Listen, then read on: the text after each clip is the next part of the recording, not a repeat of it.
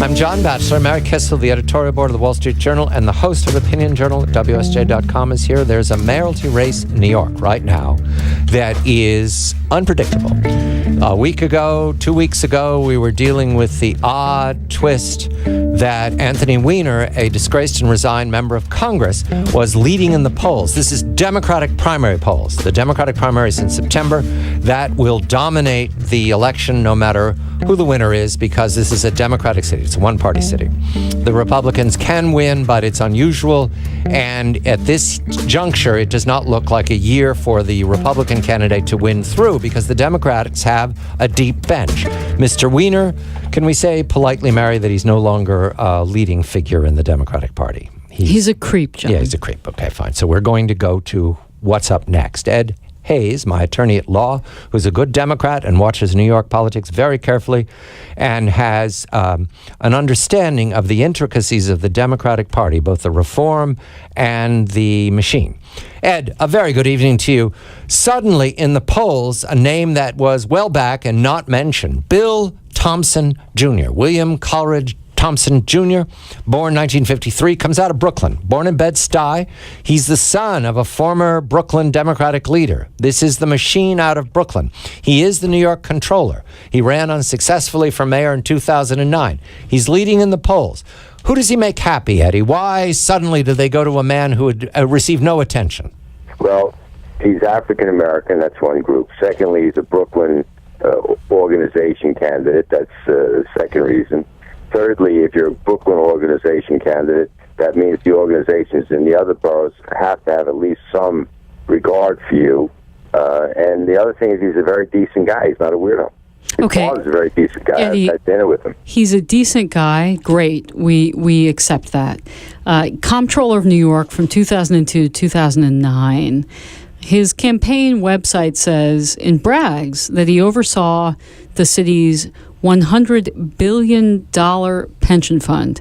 Eddie, we know that this pension fund is hugely underfunded. It's been incredibly mismanaged. Why would you even advertise that? I mean, great guy, but what has he actually done for New York? It's not what he's done, it's what he hasn't done. Mary's the only person here that doesn't want to make you throw up. Right? I mean, it's a low bar, Eddie. That's the kind of race we're in. Let's go to Christine Quinn. She is the city council leader. She's prominent. She comes from Manhattan. She has her own. She has a built-in constituents in the LGBT, and Mayor Bloomberg supports her, which means that she's got very deep pockets. Now, between these two, and if you're all suddenly wondering why they aren't talking about Anthony Weiner anymore, what is LGBT? Lesbian, gay, bi. Bisexual, transsexual, whatever that is. Right. Yes. I'm sorry. I just remember it from the four letters. In any event, Mr. Weiner's dropped out, and if you don't know why, you haven't been paying attention, so we're not going to fill you in. So anyway, we go to Christine Quinn. Christine Quinn versus Bill Thompson. Does the party have a decision here, Eddie? Yes, decision, because Quinn is very much to the left of Thompson. And a lot of this comes down to stop and frisk and war on crime, because Christine Quinn is somebody that's going to be adverse to the police department. Thompson is going to be pro-police department. Quinn is going to be very heatedly against stop and frisk. And Thompson is either going to be lukewarm against it or for it. I mean, he does have a lot of pressure from the minority community to say he's against it, but whether or not he'll be against it to any stern degree it remains to be seen. But there's a huge difference politically between them. Eddie, how is that possible, given that Bloomberg backed Christine Quinn, and you would expect Christine Quinn to continue supporting the NYPD just like Bloomberg did? Well, so once she gets elected, who knows what she'll do? She needs Bloomberg. Bloomberg wants to remain the mayor behind the scenes. She gets elected, and then let's see what she does. I can't tolerate Quinn at all, I'll tell you. Stop and frisk, Eddie. Do it.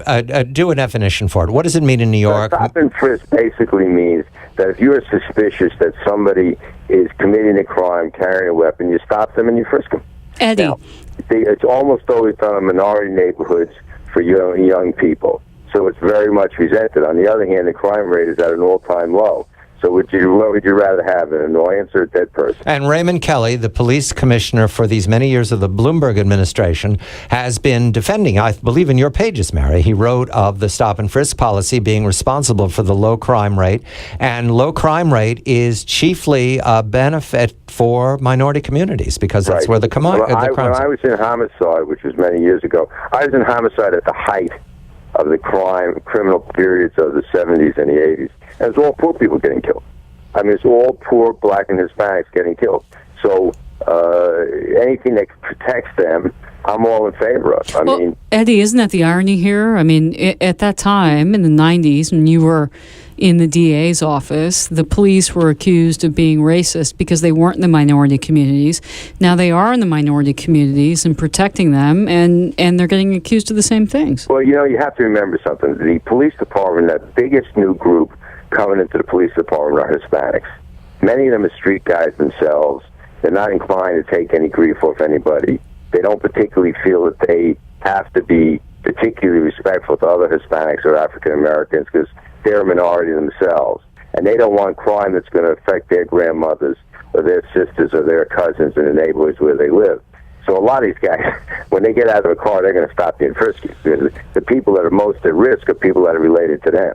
Bill Thompson. They're also very young. Yes, they're very young, very vigorous. They're attractive. I see them arriving late at night because they take the train up the Hudson to the police academy from very late at night out of Pennsylvania Station. Just a moment, Eddie. Bill Thompson Jr. He is a man who checks off a lot of boxes.